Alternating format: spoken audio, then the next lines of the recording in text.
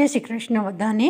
આજની મારી રેસીપી છે રીંગણનો ઓળો અને માટીની તાવડીમાં બનતી ભાખરી। તો એની સામગ્રી જોઈએ। પહેલાં લોટ બાંધવાનો છે, મીઠું નાખ્યું છે અને મોણ નાખવાનો છે ભાખરીના લોટ પ્રમાણે। અને આ રીતે સરસ થોડોક મોણ વધારે નાખશો તો એકદમ સરસ ક્રિસ્પી બિસ્કિટ જેવી ભાખરી થશે।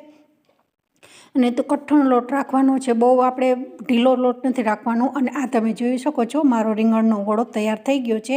અને આજે સન્ડેનો દિવસ છે તો બસ મેં આજે બે જ વસ્તુ આ રેસીપી બનાવી છે, બહુ વધારે નથી બનાવી। અને આ રીતે કઠણ લોટ બાંધી અને આપણે ભાખરી સરસ વણી લેવાની છે। એકદમ સરસ ક્રિસ્પી બિસ્કિટ જેવી આ ભાખરી થાય છે અને ચપ્પુની મદદથી ફૂલે નહીં એ માટે આપણે થોડાક કાણા પાડી દેવાના છે।